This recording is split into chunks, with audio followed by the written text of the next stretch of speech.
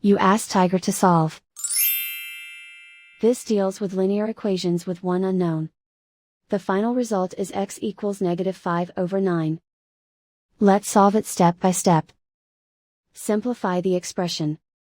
Convert the integer into a fraction. Combine the fractions. Combine the numerators. Group all constants on the right side of the equation. Subtract 2 from both sides. Simplify the arithmetic. Convert the integer into a fraction.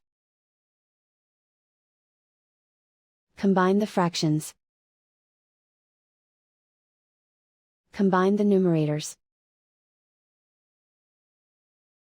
Isolate the x. Divide both sides by 3. Simplify the fraction.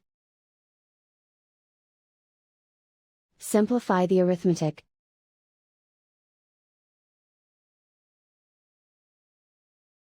And so the final result is x equals -5/9.